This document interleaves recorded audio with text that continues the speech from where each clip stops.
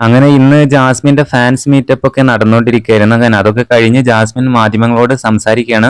എന്തായാലും വളരെ കൂളായിട്ട് വളരെ നല്ല രീതിയിൽ തന്നെ മാന്യമായിട്ടാണ് ജാസ്മിൻ എല്ലാവരോടും പ്രതികരിക്കുന്നത്. എല്ലാവരോടും അവിടെ ഇന്ററാക്ട് ചെയ്യുന്നതൊക്കെ വളരെ ഹാപ്പി ആയിട്ടാണ് എന്നുള്ളതാണ്.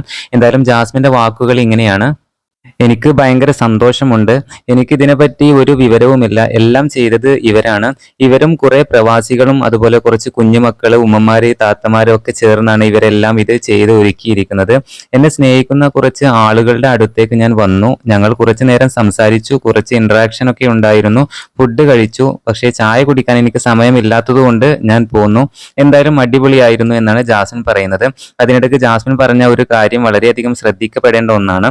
100 പേർ വെറുക്കുന്നുണ്ടെങ്കിലും 10 പേർ സ്നേഹിക്കാനുണ്ടായാൽ മതിയെന്നും ജാസ്മിൻ വളരെ വ്യക്തമായിട്ട് പറയുന്നുണ്ട്. ഇതെന്തായാലും ഒരു പോയിന്റഡ് ആയിട്ടുള്ള ഒരു കാര്യം തന്നെയാണ്.